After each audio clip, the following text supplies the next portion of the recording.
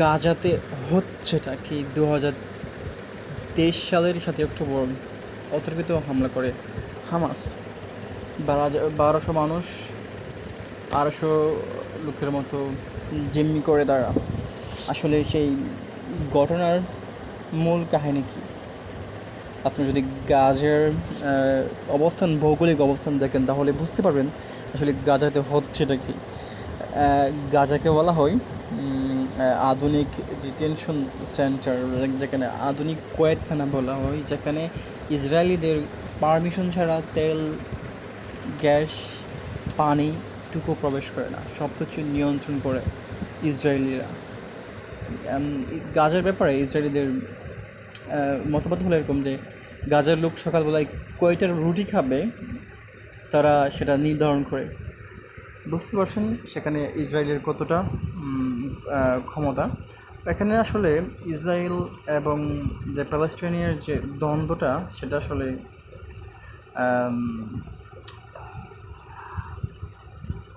কী বলে এটাকে, blue blood and কম দামি ব্লাড। মানে ইসরায়েলরা হচ্ছে ইউরোপিয়ান, তারা তারা সিভিলাইজ, তারা সুপার পাওয়ার সম্পন্ন, তারা উচ্চশিক্ষিত, হ্যান ত্যান অনেক কিছু। তারা তাদের ছাড়া বাকি সবাইকে পশু এবং ছোটো বলে জানে। এটা হচ্ছে তাদের থিওরি। তাই তারা আসলে তাদের নিচু কারোর সাথে মানে নেগোসিয়েশনস, আলাপ আলোচনা করবে না কখনোই, কারণ তাদের কাছে সেই পাওয়ার রয়েছে। সেই পাওয়ার দিয়েছে ইউরোপ এবং আমেরিকা। কিন্তু বাস্তবতা হচ্ছে কি জানেন?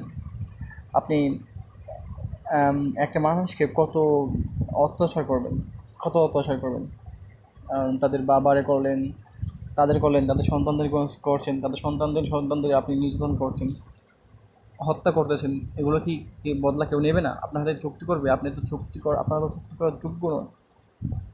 ইদানিং এই গত 24 ঘন্টার ভিতরে মানে ডোনাল্ড ট্রাম্প অ্যানাউন্স করছে যে হামাসের সদস্য এখনও আছে, তারা যে তাদের ওয়েপন্স এগুলো করবে, সারেন্ডার করবে বা এগুলো জমা দেওয়ার আনুষ্ঠানিক কার্যক্রম শুরু হয়েছে। তার মধ্যে ইসরায়েল আবার অ্যাটাক করেছে গাজায়, এবং 24 জনের মতো নিহত, আহত আরও অনেক।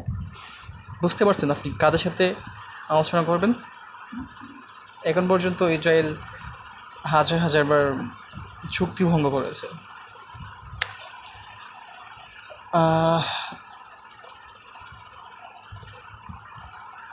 ইসরায়েল চুক্তি করার পর সিজফায়ার বা চুক্তি করার পরও ইসরায়েল হরহামেশা তাদের ইচ্ছা মতো গাজায় বোমা ফাটাচ্ছে।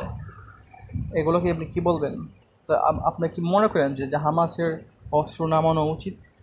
আপনি যদি এখনও আপনি গাজায় যান, গাজার প্রত্যেকটা মানুষ বলবে যে না, আমাদের অস্ত্র নামানো উচিত না, কারণ আমরা যদি অস্ত্র নামাই তারা আমাদেরকে তারা বলবে যে তারা আমাদেরকে এমনিতেই মারতেছে, অস্ত্র নামানোর পর আমাদেরকে মারবে। আমরা যদি অস্ত্র নামানোর পর আমাদেরকে মারবে, তাই অস্ত্র চালিয়ে কেন মৃত্যু নয় আমাদের, এরকম মনোভাব কিন্তু গাজার মানুষও রয়েছে। আচ্ছা, আপনারা হয়তো হামাসে অনেকেই খারাপ বলেন, ঠিক আছে, হামাস খারাপ, তারা 7 অক্টোবর ঘটাইছে।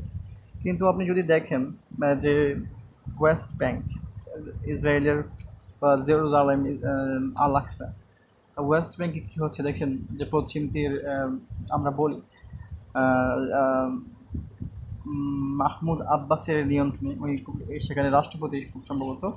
তো সেখানে কি হচ্ছে? সেখানে ইসরায়েলি সেটেলাররা উগ্রপন্থী গিয়ে প্যালেস্টাইনিয়ানদের বসতি, গবাদি পশু, চাষের জমিতে অ্যাটাক করে তাদেরকে আসলে রক্তাক্ত করছে, হত্যা করছে। বুঝতে পারছেন? কোনো কারণ ছাড়াই। সাম্প্রতিক ঘটনা এক পরিবার সাথে ইসরায়েলি সেটেলারদের আসলে এবং প্যালেস্টাইনিয়ানদের এক পর্যায়ে কি ধাক্কাধাক্কি হয়ে আরবের বা প্যালেস্টাইনিয়ান একজন সেই ইসরায়েলি অকুপাইড ফোর্স থেকে অস্ত্রটা নিয়ে নেই। তারপরে দেখেন সেখানে দুজন ইসরায়েলি অফিসার এবং কয়েকজন আহত হয়, সেটেলার বাহিনীরও কয়েকজন নিহত হয়, অফিসার দুজন নিহত এবং সেটেলার দুজন নিহত হয়। তারপরে কী হয় দেখছেন, এবং তারপরে সেই নিরাপত্তা বাহিনী চারজন আর ছয়জন প্যালেস্টিনিয়ানদেরকে বা ওয়েস্ট ব্যাংকের নাগরিকদের হত্যা করছে তৎক্ষণাৎ, ইনস্ট্যান্ট। তারপরে যে সেটেলার উগ্র সেটেলাররা গিয়ে বাড়িঘর মসজিদ যা পাইছে তা পুড়িয়ে বলছে। এটা হচ্ছে ইসরায়েলিদের চেহারা। আসলে মিডল ইস্টে শান্তি কখনোই আসবে না, কারণ যেখানে মানুষের মধ্যে অসমতা রয়েছে, যারা নিজেদেরকে প্রভু ভাবে আর সবাইকে দাস ভাবে, তাদের প্রভু আর দাসের মধ্যে আসলে কখনোই শান্তি হতে পারে না, শান্তি আসতে পারে না।